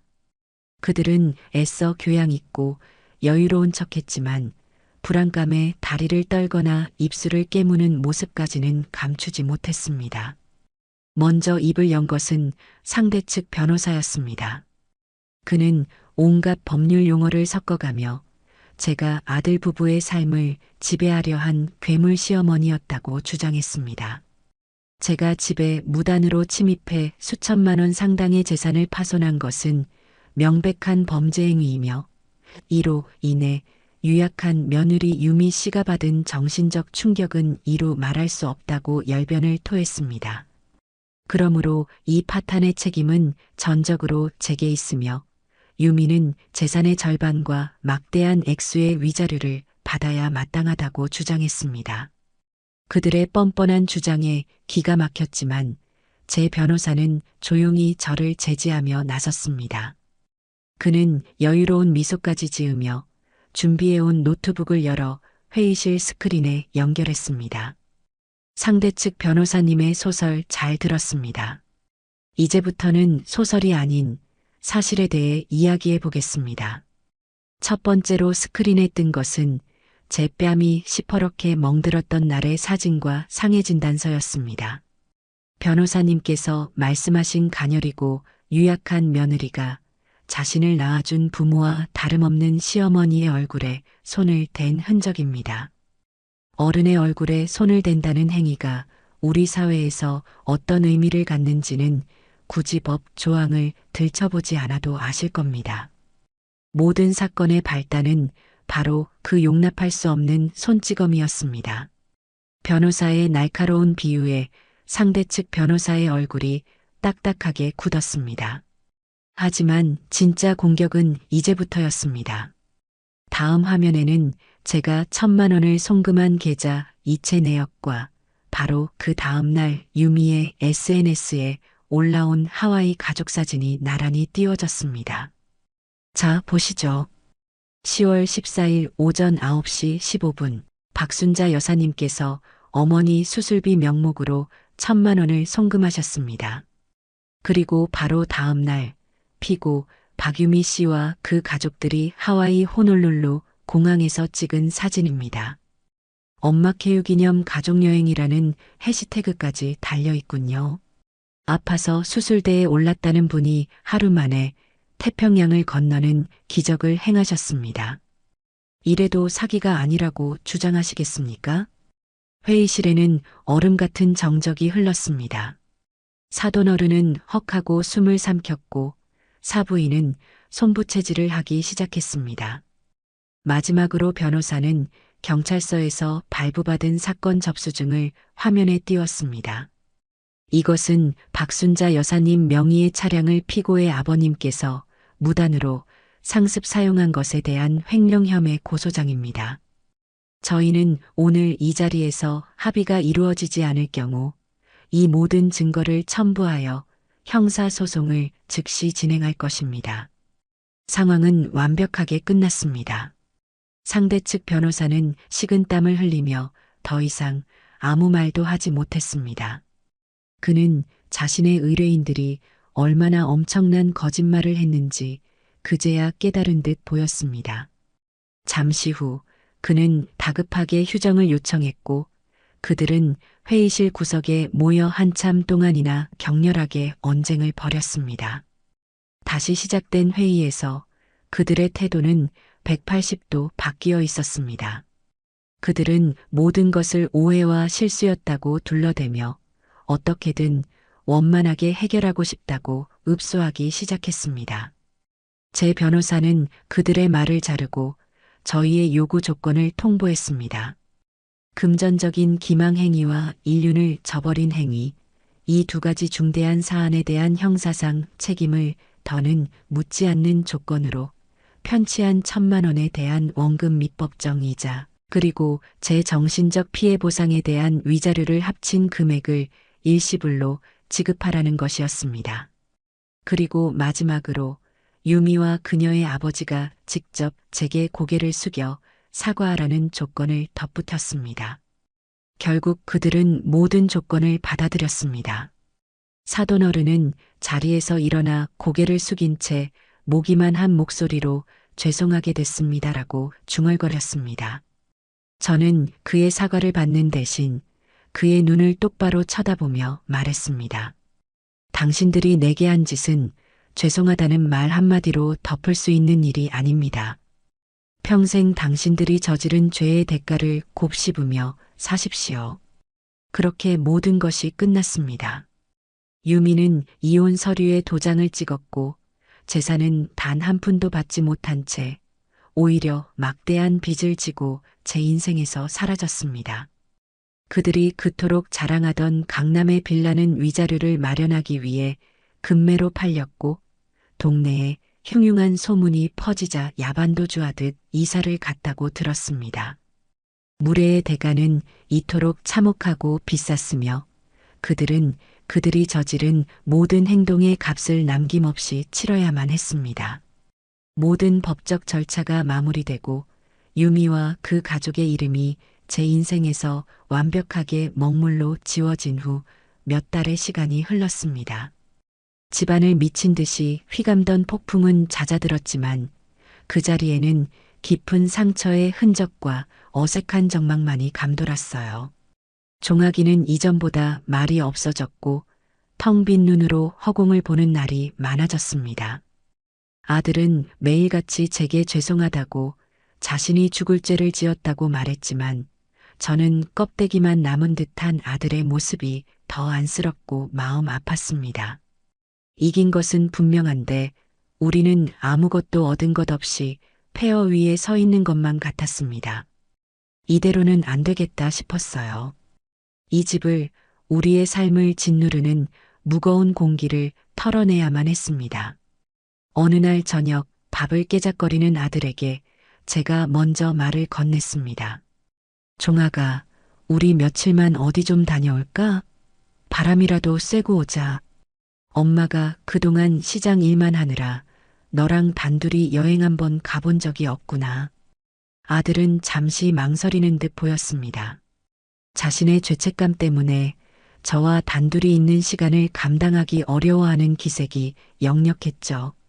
하지만 제 간절한 눈빛을 보았는지 이내 아주 작은 목소리로 그러마 하고 고개를 끄덕였습니다. 우리는 특별한 계획 없이 그저 남쪽을 향해 무작정 차를 몰았습니다.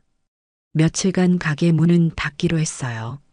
며칠 장사를 못하는 것보다 아들의 무너진 마음을 다시 일으켜 세우는 것이 제게는 수만 배 더 중요했습니다. 서울의 잿빛 풍경을 벗어나자 차창 밖으로 푸른 논과 밭이 펼쳐졌습니다. 처음 얼마간 우리 사이에는 어색한 침묵만이 흘렀습니다.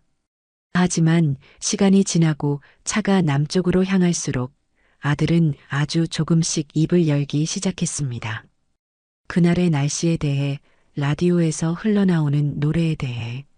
아주 사소한 이야기들이었지만 저는 그 변화가 눈물겹게 반가웠습니다. 우리가 멈춘 곳은 경남 통영의 어느 조용한 바닷가 마을이었습니다. 비릿한 바다 냄새와 끼룩거리는 갈매기 소리가 우리를 맞았습니다. 우리는 인심 좋아 보이는 할머니가 운영하는 작은 민박집에 짐을 풀고 오랜만에 단둘이 저녁을 먹기 위해 밖으로 나섰습니다. 화려한 레스토랑이 아닌 바닷가 바로 앞 포장마차와 비슷한 작은 식당에 자리를 잡았어요. 갓 잡은 생선으로 끓인 매콤한 매운탕과 소주 한 병을 시켰습니다. 엄마, 정말 미안해. 나 때문에 엄마가 너무 큰 고생을 했어. 평생 갚아도 못 갚을 죄를 지었어. 아들은 제게 술을 따라주며 또다시 기계처럼 사과를 했습니다. 저는 그런 아들의 손을 지그시 잡았습니다. 아니다, 아들아. 이제 그만 미안해해도 된다. 이 어미는 괜찮다. 아니야, 엄마. 내가 조금만 더 정신을 차렸더라면 엄마 생신날 혼자 식당에 가게 했던 거, 하와이 여행 거짓말에 동조했던 거, 그리고 엄마 뺨에 시퍼런 멍이 들게 한 거, 그건 정말 평생을 후회하며 살아도 용서받지 못할 일이야. 아들의 눈에서 결국 눈물이 뚝뚝 떨어졌습니다. 저는 아들의 술잔을 채워주며 말했습니다. 나도 아팠다, 아들아. 내 말대로 뺨을 맞은 몸보다 내 아들을 통째로 잃어버린 것 같아서 마음이 갈기갈기 찢어지는 것 같았지. 하지만 말이다. 사람은 누구나 살면서 큰 실수를 할 수 있다. 중요한 것은 그 실수를 깨닫고 다시는 같은 잘못을 반복하지 않으려 노력하는 것이다. 너는 그걸 해냈잖니. 지옥 같은 곳에서 내 발로 걸어 나와 다시 내 어미 곁으로 돌아왔잖니. 잃어버렸던 내 아들을 다시 찾았으니 나는 그걸로 됐다. 제 말에 아들은 더 이상 말을 잇지 못하고 그저 소리 없이 눈물만 흘렸습니다. 그날 밤 우리는 아무도 없는 밤바닷가를 하염없이 걸었습니다. 철썩이는 파도 소리를 배경으로 우리는 그동안 차마 서로에게 꺼내지 못했던 속 깊은 이야기들을 모두 쏟아냈습니다. 아들은 유미를 만나고 결혼하며 자신이 어떻게 서서히 자아를 잃어갔는지, 그녀의 가스라이팅과 경제적 압박에 어떻게 무너져 내렸는지에 대해 솔직하게 털어놓았습니다. 저 역시 아들에게 서운했던 마음, 아들을 다른 여자에게 빼앗긴 것 같았던 지독한 외로움을 숨김없이 이야기했습니다.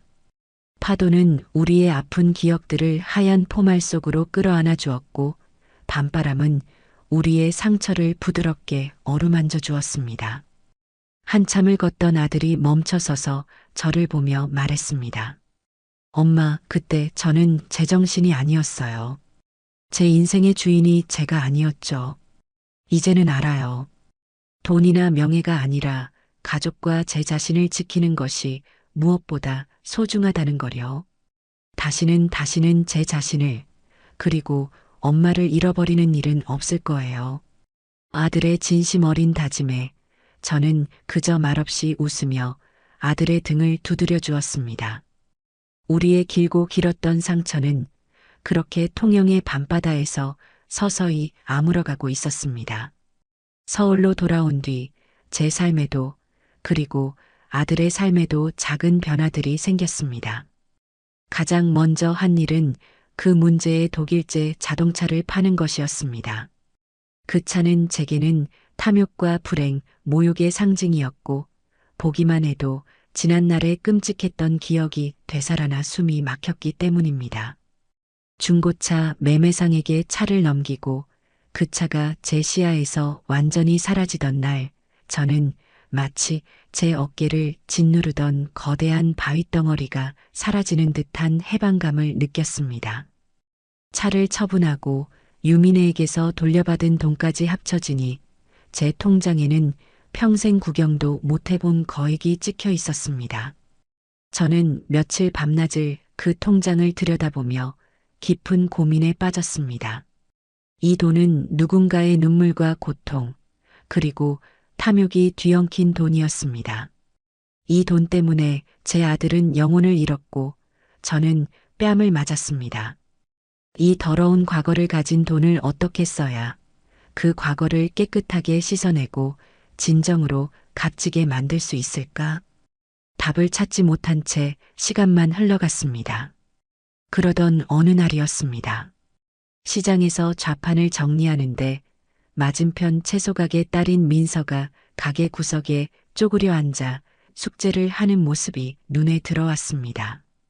부모는 손님을 받느라 바쁘고 어린아이는 시끄럽고 어수선한 시장통에서 뒤집어 놓은 배추 상자를 책상 삼아 작은 등을 구부리고 있었습니다. 그 모습이 남일 같지 않았어요. 문득 그 아이의 모습 위로 온갖 거짓말과 탐욕으로 자신을 포장했던 유미의 얼굴이 겹쳐 보였습니다. 한 아이는 어려운 환경 속에서도 자신의 삶을 스스로 꾸려나가려 애쓰고, 다른 한 아이는 모든 것을 가졌으면서도 남의 것을 탐하며 스스로를 파멸시켰습니다. 그 순간 제 머릿속에 번개처럼 하나의 생각이 스쳤습니다. 저는 민서에게 다가가 제가 팔던 과일 중 가장 크고 좋은 사과 하나를 건넸습니다. 민서야, 공부 열심히 하네. 이거 먹고 하렴. 제 말에 아이는 해맑게 웃으며 사과를 받아들었습니다. 그 순수한 웃음을 보는 순간 저는 제 돈의 쓰임새를 결정했습니다. 저는 곧장 시장 상인회 회장님을 찾아갔습니다.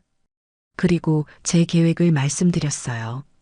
시장 근처에 월세가 싼 작은 상가 하나를 얻어 우리 시장 상인들의 아이들이 방과 후에 눈치 보지 않고 마음 편히 공부하고 책을 읽을 수 있는 작은 쉼터 겸 공부방을 만들고 싶다고요.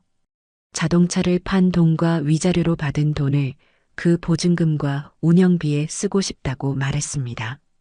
제 이야기를 들은 회장님은 처음에는 놀라시더니 이내 제 손을 덥석 잡으며 정말 좋은 생각이라고, 정말 고맙다고 몇 번이나 말씀하셨습니다. 그 소문은 순식간에 시장 전체로 퍼져나갔습니다. 처음에는 저 혼자 시작한 일이었지만 곧 많은 상인들이 십시일반 힘을 보태기 시작했습니다. 어떤 분은 안 쓰는 책상을 기부했고 어떤 분은 아이들이 볼만한 책들을 한 알음 안고 왔습니다. 종아기도 그 누구보다 열심히 팔을 걷어붙였습니다. 주말마다 와서 낡은 벽에 페인트 칠을 하고 무거운 책상을 나르고 전등을 가는 굳은 일을 도맡아 했습니다. 땀을 뻘뻘 흘리면서도 아들의 얼굴에는 아주 오랜만에 생기가 돌았습니다. 파괴가 아닌 무언가를 창조하는 기쁨을 온몸으로 느끼고 있는 듯 보였습니다. 몇 달 뒤 마침내 시장 희망 공부방이라는 작은 간판이 내걸렸습니다. 개소식 날 공부방은 아이들의 웃음소리와 상인들의 기대감으로 가득 찼습니다. 민서는 이제 배추 상자가 아닌 번듯한 책상에 앉아 동화책을 읽고 있었습니다. 저는 그 모습을 보며 돈은 이렇게 써야 비로소 진짜 내 것이 된다는 것을 깨달았습니다. 이제 제 삶은 완벽하게 제자리를 찾았습니다. 저는 여전히 매일 아침 시장으로 나가 좌판을 펴고 종아기는 이전보다 더욱 듬직하고 성실한 아들로 제 곁을 지키고 있습니다. 가끔 그날의 일을 떠올리면 뺨을 맞았던 순간의 아픔과 모욕감이 어렴풋이 느껴지기도 합니다. 하지만 이제는 그 상처에 매여 살지 않습니다. 뺨에 남았던 시퍼런 멍은 오래전에 사라졌지만 그날의 시련을 통해 제 마음에 단단히 새겨진 자존감은 이제 그 무엇도 그 누구도 망가뜨릴 수 없을 겁니다. 제 인생의 진짜 주인은 화려한 자동차나 비싼 아파트가 아니라 시장 좌판에서 정직하게 땀 흘리는 바로 나 자신이었으니까요. 오늘 저녁에는 아들과 함께 뜨끈한 된장찌개를 끓여 먹어야겠습니다.